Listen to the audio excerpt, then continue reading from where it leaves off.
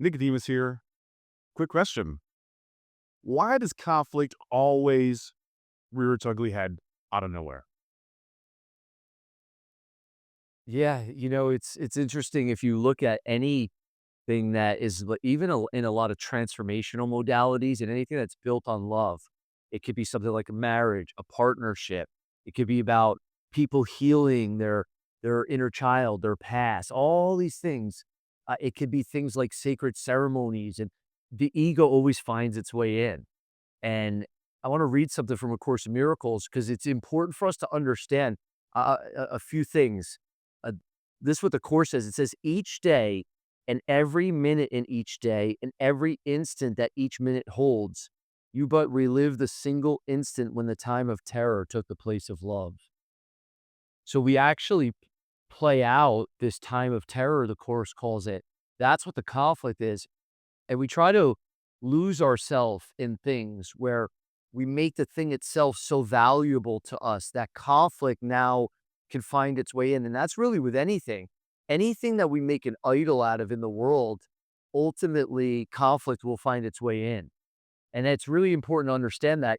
I remember when even running a transformational company, and so much of what we did was built on love and being a stand for people in the world and all this, and yet conflict, people struggled, people had their judgments, and it always finds its way in. And the reason that it does is because we're reliving the instant where we think the time of terror took the place of love. So this is so fascinating. It's one of my favorite sections in A Course in Miracles called The Appointed Friend.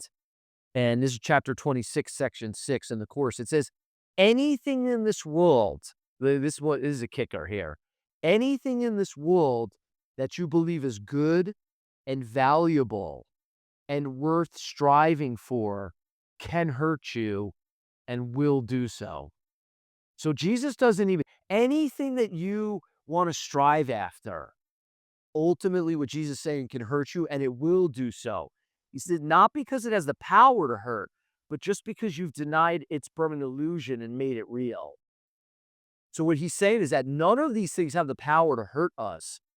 But what happens is we deny that it's simply an illusion and then we make it real. And through, he's going to go on to say, he says, and it is real to you. It's not nothing. And through its perceived reality enters all the world. And through its perceived reality has entered all the world of sick illusions, all belief in sin, in power of attack, in hurt and harm, in sacrifice and death has come to you.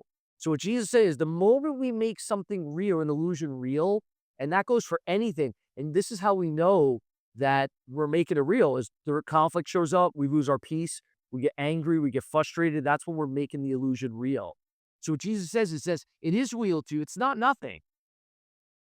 And through its perceived reality, so perceiving that the illusion itself is reality has entered all the world of sick illusions now. All belief in sin, separation.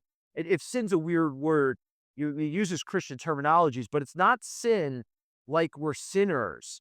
It's sin like separation. So what he's saying is that all belief in sin, in power of attack and hurt and harm and sacrifice and death has come to you. For no one can make one illusion real and still escape the rest. For who can choose to keep the ones that he prefers and find the safety that the truth alone can give?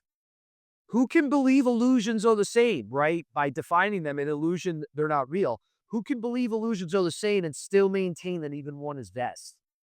So really what if this is a very powerful paragraph because what Jesus is telling us is that what we're constantly doing is we're constantly trying to make what is unreal real. And that's with anything.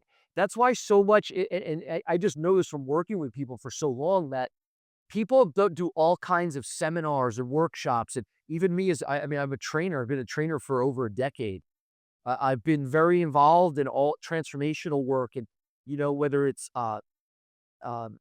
technologies like experiences and exercises that really have people have powerful breakthroughs.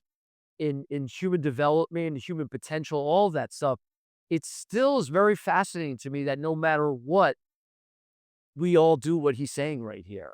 And that's where all of our suffering comes from.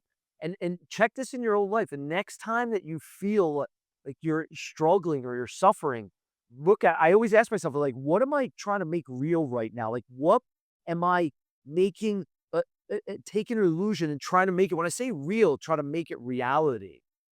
And what Jesus says is the only reality is the reality that was given to us by God, which is the reality of what we are as spirit, as pure being, as pure eternal free beings.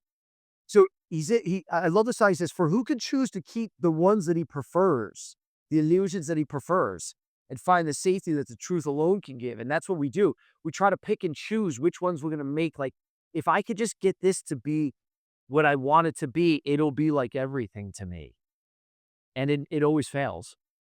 And it has to fail because the very basis in which we're attempting to make what we see out there reality outside of God will always end up suffering. And that's why the techniques and all these things in the end, they might seem to work for a little while, but discontent and fear and anxiety and unfulfillment, all these things show up because what we have to do is we got to get to the root causes of our attempt to make what we see and try to derive pleasure and peace and satisfaction from, and even in relationships, special love from.